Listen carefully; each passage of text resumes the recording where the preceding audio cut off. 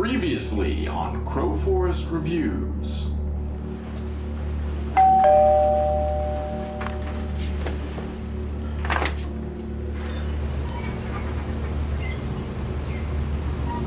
Crowforest? You got a package from the demonic elves world again?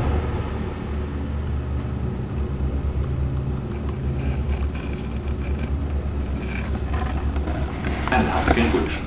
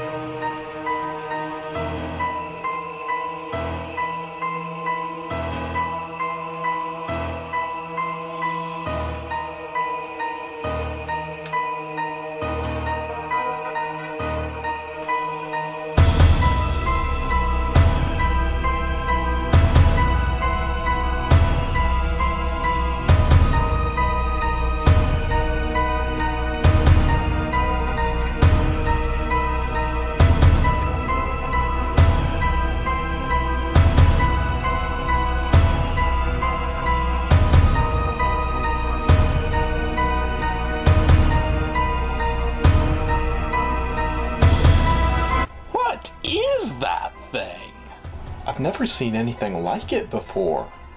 Really? Because I thought it looked kind of like your bedroom. Would somebody remind me to hit him later?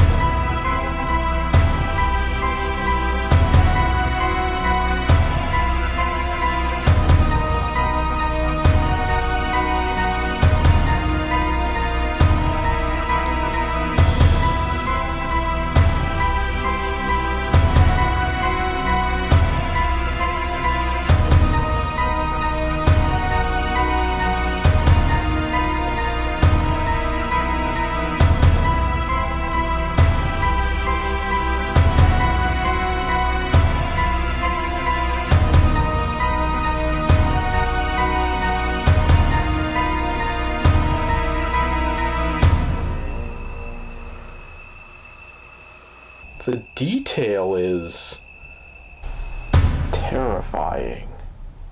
Impressive. But yes, terrifying.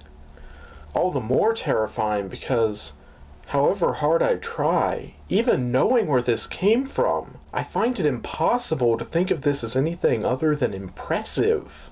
What does that say about me? It says that you have an eye for fine art. Or that you have the mind of a serial killer. No, he's right, Harvey. I do have the mind of a serial killer. I don't even know what to say. even looking at this, I can't help but feel a sick sense of pride for his accomplishments. I know what I have to do.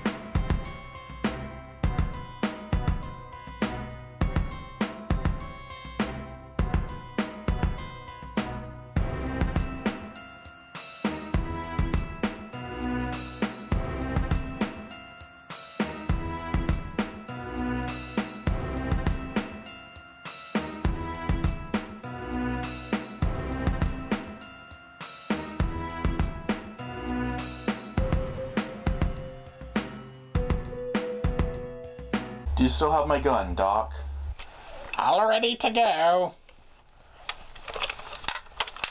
Just what are you planning to do with that? What has to be done? Don't try and stop me. I wasn't going to. Well, someone could try and stop me. You guys are no help.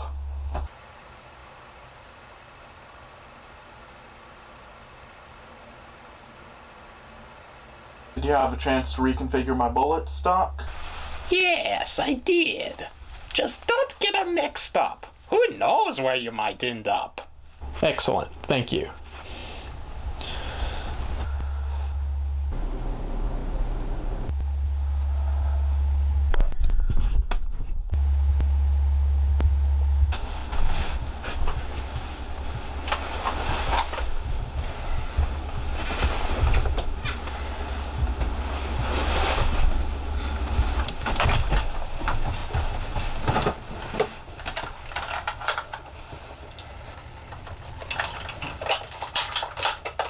Well, here goes.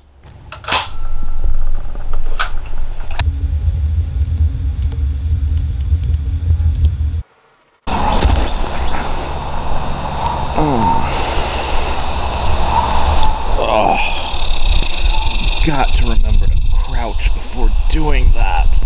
Ugh.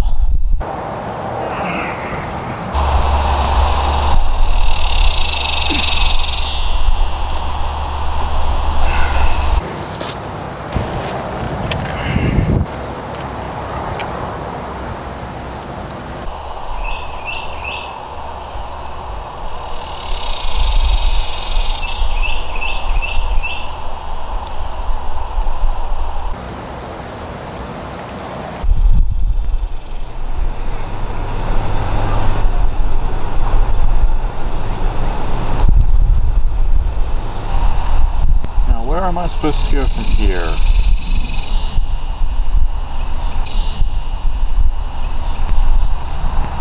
That looks promising.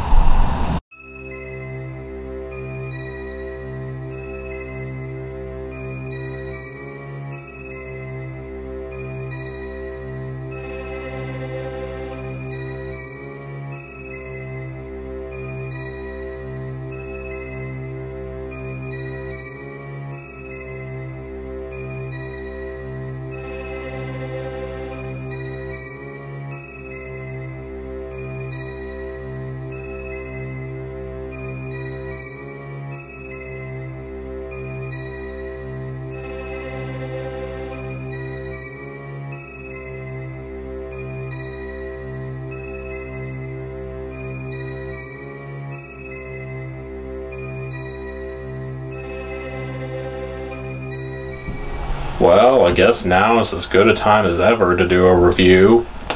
Hello and welcome to Crowforest Reviews.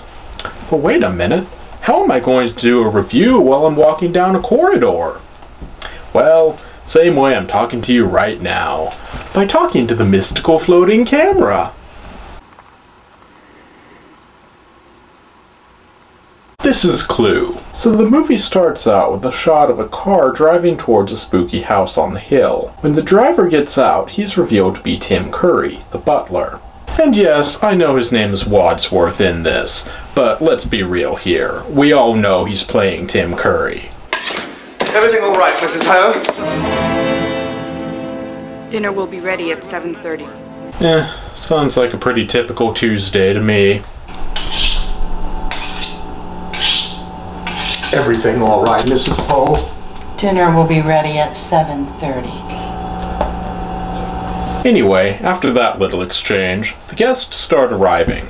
And no, I'm not going to give you the context for that. If you don't already know the basic setup, go play Clue. I'll wait. May I take your coat? It is Colonel Mustard, isn't it? No, that's not my name. My name is Colonel.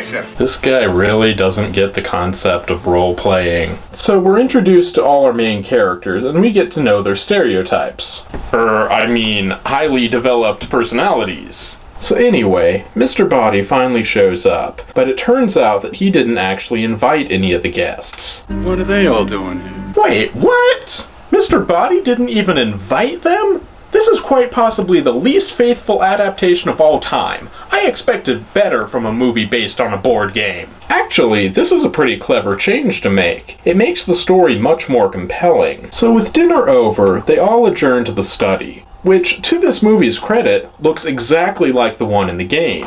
Kudos! So now that they're all gathered together, we finally learn why they've all been brought there. Ladies and gentlemen, you all have one thing in common. You're all being blackmailed. Huh. Now that's a very interesting reason to bring them all together, and it comes with a built-in motive for murder. That really does solve some of the plot holes of the original game. At least if you're the type who spends way too much time agonizing over plot holes in board games.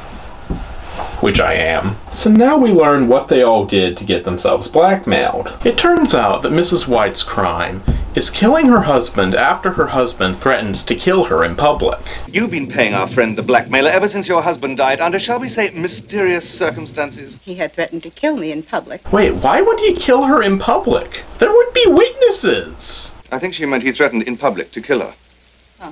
Oh, that would make more sense. And it turns out that Mr. Green is gay. I work for the State Department, and I'm a homosexual. What, no murder, no mayhem? Just gay? That's it? Huh. Okay. Once everyone's secret has come out, it's revealed that Mr. Body is the one who's been blackmailing them. Tim Curry reveals that he's already called the police, and that they will be there in 45 minutes. Because, well, the response time in Transylvania really sucks. And the police will be here in about 45 minutes. Tell them the truth, and Mr. Body will be behind bars. But naturally, Mr. Body doesn't much like this idea, so he makes a counter-proposal. He hands each of them a box and tells them to open it.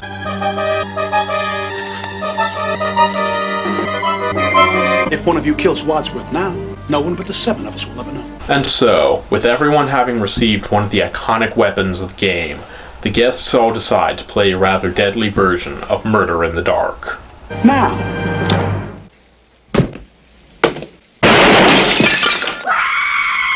Well, that's one way to resolve the issue. So Mr. Body is dead on the floor, and everyone tries to figure out which of them is the killer. And hysteria ensues. No sooner has Miss Peacock gotten over her fit of screaming and fainting than they hear someone else screaming from another room. Thinking that the killer must have struck again, they all rush down the hall and find Yvette in the library. Why were you screaming in here all by yourself? Because I am frightened. Seems reasonable. So they all go back to the study, but on the way out the door, Tim Curry picks up a giant impractical MP3 player. Is this a plot point? I don't know, but I guess we'll find out. In light of the recent murder, Tim Curry decides that he needs to come clean about the nature of the invitations everyone received. He reveals that he's the one who sent out the invitations because it seemed like the best way of exposing Mr. Body's blackmailing scheme. In fact, I wrote the letters. It was all my idea. Well, it seemed like a good idea at the time. He believed that you were all thoroughly un-American. I don't know. Breaking shit that doesn't belong to you seems pretty thoroughly American to me. And why didn't he just report us to the authorities? He decided to put his information to good use and make a little money out of it. What could be more American than that? Well, I can't really argue with that. Though breaking random shit still seems pretty American. And after that, cut over to the next most American thing. Finding a scapegoat. Maybe it wasn't one of us. Well, who else could it have been? Who else is in the house? Only the cook. The cook! Yes, the cook did it. I'm completely sure that the cook did it. They just resolved the case in the first 30 minutes of the movie, and it's not even one of the original characters from the game. I completely buy this resolution. What a shock. So with the cook dead, the others quickly realize that she probably didn't do it, so they immediately resume accusing each other of the murder. There is only one admitted killer here, and it is certainly not me, it is her! I've admitted nothing. So after a little more bickering, they all go back to the study, carrying the cook's body. But upon entering the room, they make a shocking discovery. Mr. Body's body, it's gone. So Mr. Body's body jumps out of the closet and attacks Miss Peacock. Naturally, this freaks everyone out quite a bit. So much so, in fact, that Tim Curry starts shouting about shouting. This continues until the candlestick decides to whack him over the head of its own volition. All right, I am! I'm shouting! I'm shouting! I'm shouting! Thank you. Wait, how did you do that? Coming back to his senses, Tim Curry decides to do the first logical thing of the movie. Lock up all the weapons. But of course, they can't decide who should take the key, so they decide to just throw it outside. But there's just one problem. There's someone at the door when they open it. Awkward. My car broke down out here, and I was wondering if I could use your phone. Just a minute, please. So after being very obviously suspicious, Tim Curry lets the bloke in to use the phone in the lounge. Gee, I wonder what that conversation was like. Hello, police? I've been locked in one of the rooms of the haunted mansion by Tim Curry. No, I have not been drinking! So with the situation with the phone guy temporarily resolved, they resume trying to figure out what to do. But naturally, considering past experience, the first order of business has to be to make sure that all their dead people are still dead. 2 corpses, everything's fine. Those are not words that should ever be spoken together. So they decide to split up into pairs to search the house.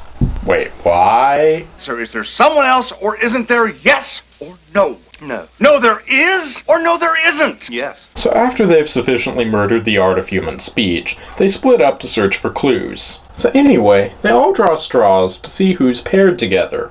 Shortest together, next shortest together, and so on. Once that's done, they all split up to search the house. So Miss Scarlet and Colonel Mustard walk into the billiard room, and Colonel Mustard decides to show off his pool skills. Wow, he plays pool like I do!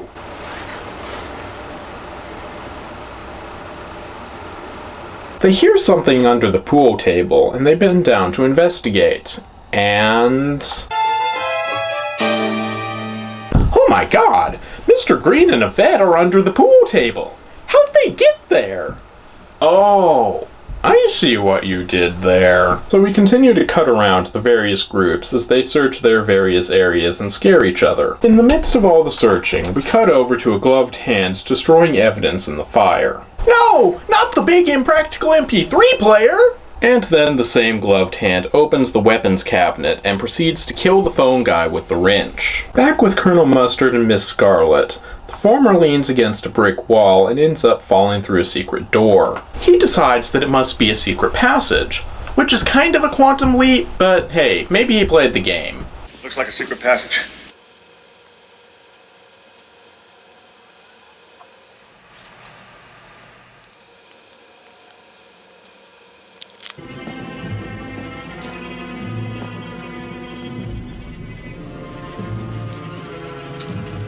And hysteria ensues.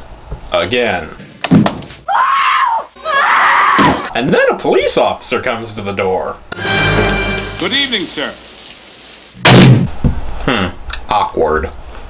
So they finally decide to let the officer in, and they direct him to the library to use the phone there.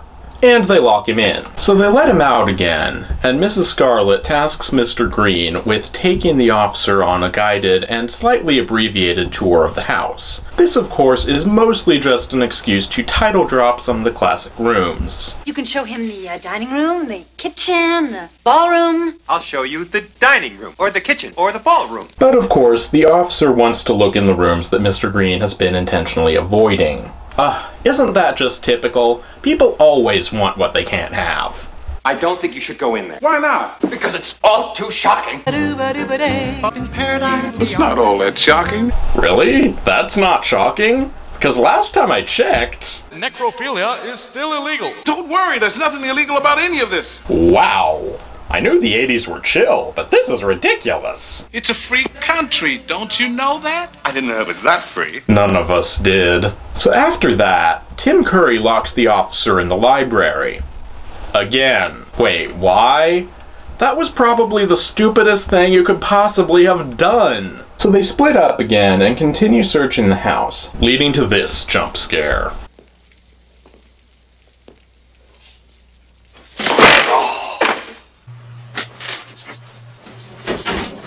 Well, that was pretty scary. I might never open a door again. So Mrs. Scarlet finds another secret passage, and she and Colonel Mustard once again go through it.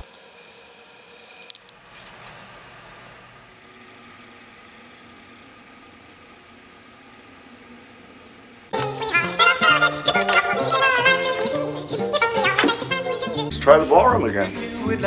Wow. Coming out in a different room with a dead body doesn't even faze them this time. So Mysterious Gloved Hands turns off the power and scares everyone. And then whoever it is kills Yvette and the police officer. And then the doorbell rings again. I am your singing telegram. This is your singing telegram. Thank you! Everyone still alive regroups in the hall, and they all try to figure out who all has been killed that time. Very well. I know who did it. You do? Having solved the case, Tim Curry walks us through the events of the evening step by step. Literally step by step. I hurried across to the kitchen, and the cook was in here, alive, and then... the doorbell rang!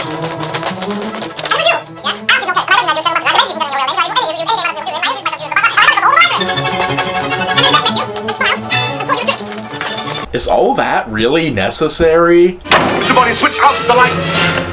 Ah! Oh good, he's dead. Now maybe we don't have to do any more of that. Grand. Mr. Body lay on the floor. Damn it! So through a lot of back and forth exposition that's extremely hard to follow, Tim Curry reveals that everyone at the house that night was involved in Mr. Body's blackmail somehow, either as an informant or as a victim. Everyone here tonight was either Mr. Body's victim or accomplice. Everyone who has died gave him vital information about one of you. But the evidence was all destroyed. Where is the envelope now? Gone. Destroyed. Perhaps in the fire. The only possible place. Yes, fire. The only possible place. Unless Mr. Body has a shredder. Or scissors. Or if someone threw it out in the rain. You know, come to think of it, there's a lot of ways to destroy paper. Good evening. Have you ever given any thought to the kingdom of heaven? Didn't he have to step over a dead body just to get to the door? Damn, those Jehovah's Witnesses will stop at nothing. Have you ever given any thought to the kingdom of heaven? What? So Tim Curry finally makes his big reveal. That it was in fact Yvette who killed both Mr. Body and the cook. She was acting under orders from the person who later killed her. Who? Tim Curry goes on to reveal that Miss Scarlet, Yvette's former employer, killed Yvette and all the others to cover her tracks and to tie up any loose ends relating to the blackmail. Wow, that's a really clever twist. I didn't see that coming at all. Having two partners work together solves a lot of the timing problems of killing all those people. And having one partner turn on the other to keep them quiet makes sense too. So the police finally come and they arrest Miss Scarlet based on Tim Curry's testimony. So that was Clue. How was it? It was pretty good. And that twist ending tied up all the loose ends nicely. It kept you guessing every step of the way, just like any good murder mystery should. So on the whole, pretty good, and I would definitely recommend it. Well, that's all for now. Tim Curry continues to lead everyone on a wild goose chase when he finally decides to have a point. Then run back to the cellar! The colonel mustard wasn't in the cellar. No, but you were. You murdered them all. Wait, what? Mrs. Peacock did it? That kind of came out of nowhere. Miss Peacock points the gun at Tim Curry and asks what he intends to do about it. What are you supposed to do about it? Nothing. Nothing at all. It seems to me you've done the world a public service. Tim Curry further reveals that he never actually called the police and that they're not coming at all, so they can all just pretend that nothing ever happened. So Mrs. Peacock leaves the house and she walks right into the waiting arms of the police. Guess Tim Curry was lying about not calling the police. So that was Clue. How was it? Well, the setup was pretty good, but that ending just kind of came out of nowhere and didn't make a lot of sense. And for a murder mystery to have a disappointing payoff is a pretty big thing to overlook. But still, if you're a fan of the game, you should check it out at least for the setting. Well, that's all for now. Everyone is gathered in the hall, and Tim Curry is taking them through the events of the night, trying to pinpoint who the killer is. You killed the cook. She used to be your cook. Mrs. Peacock killed the cook? You separated from Miss Scarlet, took the wrench, entered the lounge through the secret passage, killed the motorist with a blow on the head. Colonel Mustard killed the phone guy? You hurried downstairs and throttled Yvette. Mrs. White killed Yvette? Miss Scarlet hit the cop with a lead pipe. Mrs. Scarlet killed the cop? The gun is missing. Whoever's got the gun shot the girl. I shot her. You? The butler did it? I did not see that coming. Wait, so they kind of all did it. Huh. That's actually kind of incredible. You're Mr. Body. Wait, if Tim Curry is Mr. Body and the mastermind behind the whole scheme, then how did he get the other guy to agree to play the role of murder victim? Not Mr. Body was the one to bring the weapons into play, so he must have known that murder was in the works, and he would have known that Tim Curry wasn't stupid enough to allow himself to be murdered, so how does this make any sense? They fixed one minor plot hole that you probably didn't even notice by filling it in with a much bigger plot hole. So Tim Curry is about to leave the house when Mr. Green does something unexpected. Well, I'll tell you why not. Good shot, Green. Well, that'll do it. So Mr. Green lets the police in so they can arrest everyone. All right, who done it? You did. They all did it. But if you want to know who killed Mr. Body, I did. In the hall. With the revolver. So that was Clue. How was it? Well, aside from an admittedly pretty major plot hole, that was a really clever resolution. The idea that they're all going around pretending to be innocent while all knowing that they're at least one of the killers is just hilarious. So overall, pretty good movie, and I would definitely recommend it.